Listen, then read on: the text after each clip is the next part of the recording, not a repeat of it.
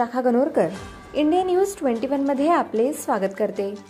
सावनेर कळमेश्वर महामॅरेथॉनने जनजागृतीला चालना, रितेश सिंगारे यांचा हा विशेष रिपोर्ट। सावनेर कळमेश्वर येथे नुकतीच झालेली महामॅरेथॉनने रस्ते सुरक्षा आणि महिला सुरक्षेबाबत जनजागृती केली।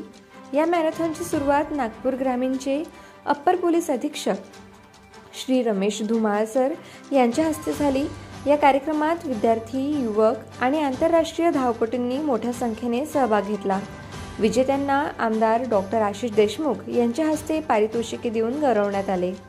पोलिसांच्या चोख बंदोबस्तात झालेल्या या मॅरेथॉनचा उद्देश रस्ते अपघातांची संख्या कमी करणे, हेल्मेटचा वापर वाढवणे आणि महिला सुरक्षा या मुद्द्यांवर जनजागृती करणे हा होता।